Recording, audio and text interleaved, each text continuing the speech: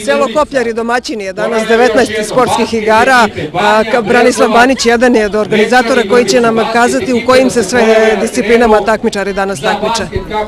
Kopljare su drugi put domaćini ovih igara. Ja se nadam i ovoga puta uspešno ćemo je sprovesti kao pre 3-4 godine.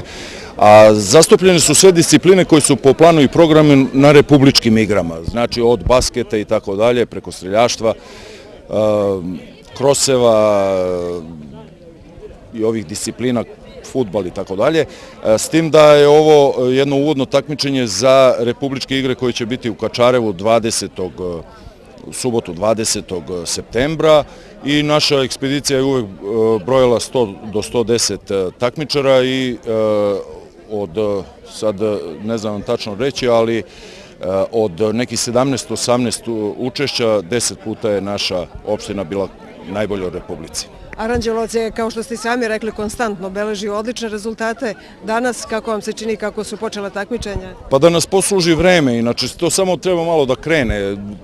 Mnogo je velika gužva, ima između 500 i 700 takmičara, to treba koordinisati, informisati i tako dalje. Inače, ja se nadam najboljem kao i do sada što je bilo, bez problema će proteći, bez incidenata. U stvari o incidentima ne treba ni govoriti jer to nikada nije bilo na ovim igrama.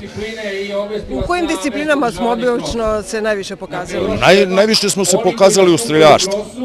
Streljaštvo je ono vodeća disciplina, potom mali fudbal, pa sad pomalo neki put pikado, neki put šah, sve u zavisnosti od ekipa, ali fudbal i streljaštvo su zaista najbolje godinama u Republici.